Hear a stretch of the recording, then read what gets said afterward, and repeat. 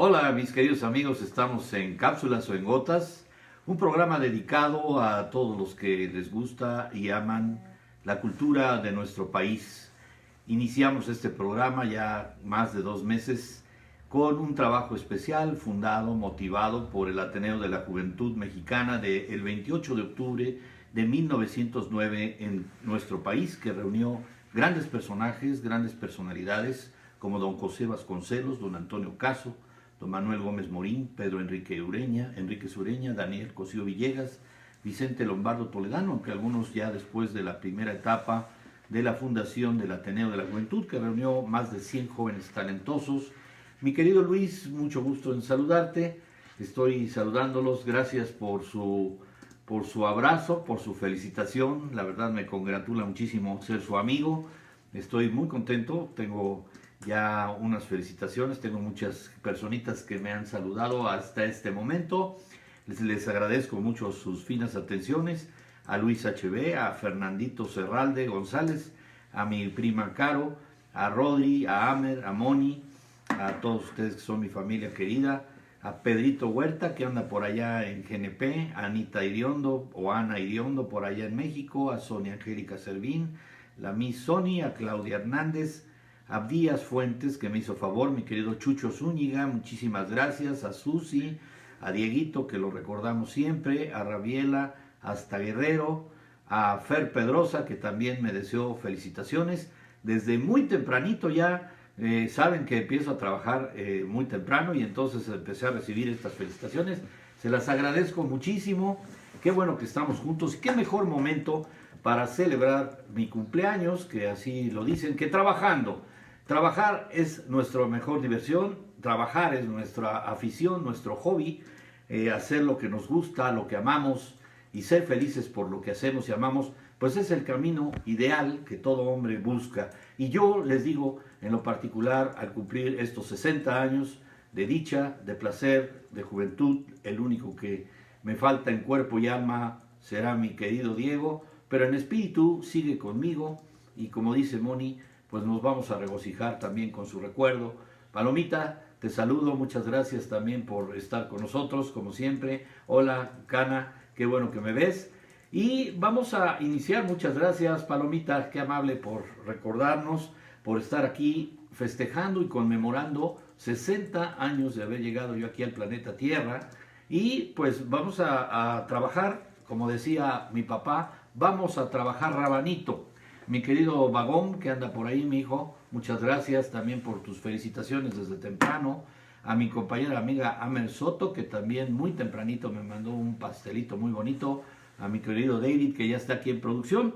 Y decía yo que inspirados en la fuente principal, que es pues el Ateneo de la Juventud Mexicana, después se convirtió en el Ateneo de México y después en la Universidad Popular, posteriormente la Universidad de México, que fue fundada pues por allá pues en la primera y segunda década del siglo XX y reunió, ya decía yo, a grandes personalidades. Estos tres personajes del que hemos estado, mi querida Amer, ahora sí te saludo, ya te vi, andas ahí en Twitter. Hemos dejado ya atrás los comentarios acerca de pues el inicio de José Vasconcelos.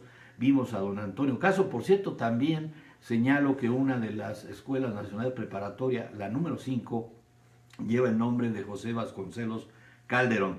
Y posteriormente vimos a Antonio Caso, que la Escuela Nacional Preparatoria ubicada en Coyoacán, designada el número 6, lleva el nombre de don Antonio Caso. Vimos que Alfonso Reyes, estábamos hablando de su biografía para todos aquellos que me pidieron estar aquí al aire con don Alfonso Reyes, que nos toca. Les recuerdo nuevamente que él nació un 17 de mayo en Monterrey, 1889, y falleció en la Ciudad de México en 1959. Ensayista, crítico, poeta y narrador, ya lo dijimos, mexicano, es el regiomontano universal por la universidad que tuvieron sus conceptos, sus principios. Él pues luchó junto con José Vasconcelos y junto con Antonio Caso por darle una dinámica diferente al país, un espíritu crítico al presidencialismo que había sido pues ya de más de 30 años de un Porfirio Díaz decadente, con un positivismo que excluía flagrantemente en cualquier texto lo que era el humanismo y las letras. Sin estos dos conceptos no se hubiera dado la presencia magnífica de don Alfonso Reyes, que fue hijo del afamado don Bernardo Reyes, que fue gobernador en Nuevo León. Por allá, Toñito, te saludo hasta Monterrey. Oscar Blanco también los saludo, que están por ahí en la transmisión. Desde la antigüedad grecolatina, él obviamente al ser formador del Ateneo de la Juventud, ellos, obviamente la palabra Ateneo lo dice todo, es de Atenas, es de Grecia, y tienen grandes conceptos humanísticos, hicieron lecturas muy importantes en la primera y segunda década, hasta que pues derivó en que lamentablemente don Alfonso Reyes perdió a su padre, que era el general Bernardo Reyes, un antimaderista que fue pues muerto en batalla en el cuartelazo antes de la decena trágica, lamentando para siempre la pérdida de su padre, don Alfonso Reyes, porque don Bernardo Reyes era también literato, además de las armas y la política, pues también escribía, y fue el motor principal de don Alfonso, primero para autoexiliarse. Se proscribió a sí mismo en España, después estuvo en París, fue embajador de Brasil, de México en Brasil, y de México en Buenos Aires, estuvo en Argentina muchos años, y él se proscribió o se autoproscribió precisamente para huir de un México que se desangraba por la muerte de su padre. Él pensaba que México iba a desaparecer y tenía miedo de enfrentarse a una realidad que lo rebasaba. Don Alfonso Reyes pues se fue prácticamente a la muerte de su padre por allá del año de 1913-1914 y ejerció un notable magisterio en la cultura de su tiempo. Promovió la fundación de sólidas instituciones dedicadas a la difusión del conocimiento y marcó la obra, pues lo sabemos casi de todos los escritores mexicanos posteriores a él. No se entendía o no se entendería un Octavio Paz y un Carlos Fuentes, que por cierto les voy a recomendar a todos los nuevos escritores que quieran integrarse o que tengan ese afán de conquistar las letras y la Universidad de las Letras. Bernardo Reyes, pues padre de este hombre, tenía una visión limitada acerca de la universalidad, pero es con Alfonso Reyes que se hace estallar ese boom extraordinario para que todos los escritores tengan esa ciencia y esa paciencia. Se puede decir que, y esto es comentario mío, de Alfonso Reyes, él volvió disciplina la escritura, la literatura y por supuesto la universalidad, porque pues el contacto con otras fuentes, él se dedicó a construir redes de intelectuales. Fíjense qué extraordinario, si no hubiera sido por ese motor que lo movió hacia el extranjero, la mitad de México lo veía desde España y la mitad de España la veía desde su sentido mexicano, según se dice y según comenta Margot Glantz en una extraordinaria presentación que vi en YouTube el día de ayer, con también la argentina Beatrice Colombi, que fue el 19 de octubre de 2013, en la cátedra que está instituida hasta la fecha en el Instituto Autónomo Tecnológico de México y en el TEC de Monterrey, y básicamente en Monterrey, donde quedó parte del legado de sus libros, y también en pues vamos a decir, en esta catedral alfonsina.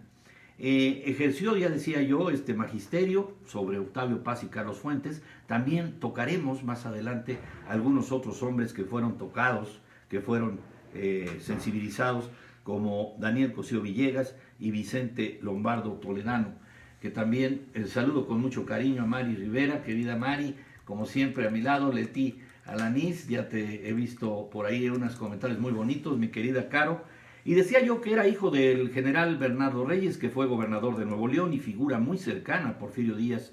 Imagínense ustedes qué debate entre apoyar a su padre, inclusive en el momento, la decena trágica, por ahí en febrero de 1913, haber presenciado la muerte de su padre y que le decía: padre, padre, no vayas, te van a matar. Es un hecho que los maderistas estaban en una revuelta y que se iba a iniciar pues por Félix Díaz y por precisamente Victoriano Huerta, pues la toma de, pues allí en la Ciudad de México, de la decena trágica y que iba a concluir con la muerte del presidente Madero y el vicepresidente Pino Suárez en la Ciudadela, más adelante a espaldas del gobierno del Palacio Nacional.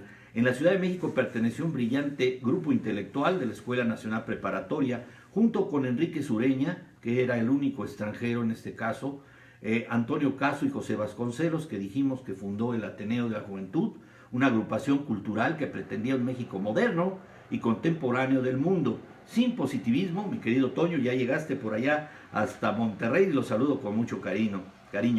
Siendo aún muy joven, concluyó la carrera de leyes y partió a Europa, hondamente afectado por el asesinato de su padre, ya lo dije, durante la etapa de la Revolución Mexicana que marcó el fin del gobierno democrático, encabezado por Francisco I. Madero, y como miembro del Servicio Exterior Mexicano, se afincó en París en 1914 y allí publicó su primer volumen que le llamó Cuestiones Estéticas.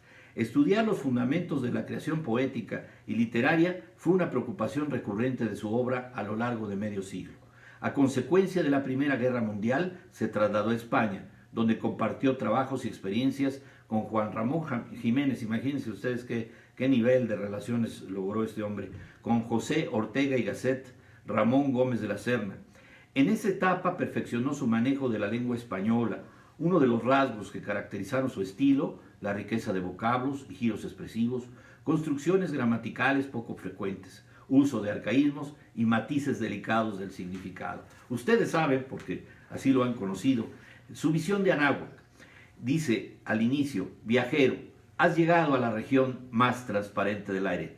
No cabe duda que la visión de 1519 que tuvieron los españoles era muy diferente a la presentada el día de hoy en la Ciudad de México.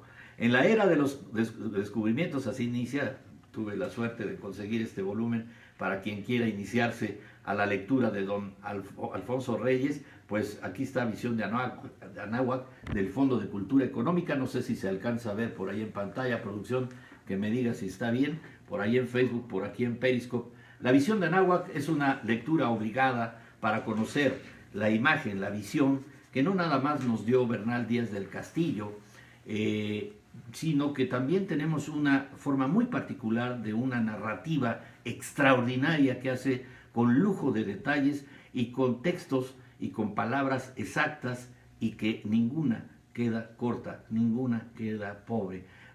A la mejor un adorno extraordinario de adjetivos calificativos para el mercado de aquella época que estaba en Anáhuac, cómo se veía pasar al emperador, cuáles eran los defensores del mercado, las mercancías que prácticamente hablaban todas, porque se vendían pieles de venado, se vendía faisán, se vendían plumajes, se vendían túnicas. Imagínense ustedes qué riqueza tan extraordinaria teníamos en aquella época. Tenía una visión, desgraciadamente, que también terminaba en la tragedia. Esa obra se considera una de las visiones más lúcidas y poéticas del México prehispánico. Qué curioso que lo haya escrito en España. Es increíble que haya tenido esa visión y que haya tenido toda esa biblioteca metida en el cerebro. Era sin duda un extraordinario hombre. Grandeza es la palabra que lo describe. Promotor de una aristocracia del pensamiento, ofrecía un colorido sincretismo de la cultura occidental y la raíz indígena, dominado por la tríada platónica, que es la verdad, la bondad y la belleza. Para 1927 ya era embajador en Argentina, ya lo cité al principio del programa, donde impulsó la obra del por entonces joven Jorge Luis Borges, quien puso a su consideración el manuscrito El Aleph y le profesó agradecida admiración en el resto de su vida. El volumen Romances del Río de Enero, en 1933, se afincó definitivamente en México, en una casa biblioteca, hoy museo dedicado a él, que lleva el nombre de Capilla Alfonsina. Alfonso Reyes en la Capilla Alfonsina, hay una fotografía de 1949 para que ustedes la vean, si es que podemos verla en Facebook, si la podemos ver en Periscope. Ahí tienen ustedes a don Alfonso Reyes, porque me decía por ahí Ponchito, por ahí Carlitos Molinar, mucho gusto en saludarlos a todos ustedes que me hacen el favor de acompañar el mero día de mi cumpleaños, festejando con un trabajo extraordinario de don Alfonso Reyes, que tengo aquí por terminar. Ya escuché el audiolibro, para los que quieran escucharlo está en YouTube, Visión de Anáhuac, escrito en 1915 en España por este hombre que trascendió más allá, inclusive hasta la fecha, tiene una cátedra que ha sido destacada como por don Mario Vargas Llosa, por don Carlos Fuentes y por otros grandes escritores que se han reunido en torno a esta misiva extraordinaria del TEC de Monterrey. Durante los 20 años siguientes alcanzó el máximo impulso creativo y su figura de educador se consolidó permanente y plenamente. Autor de una obra poética celebrada por sus contemporáneos y las generaciones posteriores, y de una obra de ficción escasa pero interesante, obtuvo no obstante sus mayores logros en el campo del ensayo, donde abordó los más variados temas: la teoría literaria, la historia de Grecia, la novela policíaca y las raíces históricas de México, y entre estos cabe destacar Cuestiones gongorinas de 1927, Tránsito de Amado Nervo de 1937, La experiencia literaria de 1942, El deslinde de 1944 y Los trabajos y los días. Al respecto, y me di a la tarea también de conseguirles a todos ustedes. Paquito Rendón, te mando un abrazo, muchas gracias a todos por estar aquí conmigo, acompañándome. Hay un trabajo que apenas dejaban pues sitio los comentarios de Antonio Caso para hacerle una despedida a José Vasconcelos. José Vasconcelos tuvo la suerte de haber representado al partido antireeleccionista, que pues era una continuidad, una continuación después de la muerte de don Francisco I. Madero, para poderse postular a la presidencia de la República, y tuvo que competir con don Pascual Ortiz Rubio. Sin embargo, él tuvo un final, hablo de don José Vasconcelos, muy amargo, muy triste, porque pues es controvertida incluso su posición, que después de buscar a la raza cósmica, buscar el mestizaje como una fórmula nueva para dejar a una Iberoamérica integrada, lamentamos muchísimo que ese final de José Vasconcelos no haya sido de un destello total, sino de una amargura, una tristeza y haberse abandonado a su propia suerte y su destino. Y le hace una despedida extraordinaria hablando de don Alfonso Reyes en un trabajo que me encontré, ya les leí hace 8 días, la despedida que les hace a don Antonio Caso. Y en esta situación también parece ser que me están diciendo por ahí que también Hillary Clinton, la favorita, hoy cumple años. Muchas gracias, Samer, por el comentario. Pues qué bueno, ¿no? Pues felicidades allá a doña Hillary, que ya la está esperando ahí la presidencia, y pues ya se comprometió con don Vicente Fernández, por cierto, de que además no se va a olvidar de los mexicanos. Esperemos que así sea. Seguimos con, entonces, el comentario que les decía ya para despedir el programa, la despedida a don José Vasconcelos Calderón. Y dice así lo escribió de propio puño y letra don Alfonso Reyes. Los escritores y artistas que te dedican este homenaje a José Vasconcelos me encargan de ofrecértelo, honrándome singularmente con ello, y mirando sin duda a lo que firme y sólido de nuestra antigua amistad, ya que no llegué a colaborar contigo, salvo en la intención, para tu admirable campaña de cultura. Me complace ahora darte este testimonio público de admiración y de afecto, cuando ya nuevas solicitaciones, yo creo que en el fondo las mismas, atraen tu voluntad hacia otros campos de combate. Fuimos siempre, en nuestra concordia o nuestra discordia, buenos camaradas de guerra.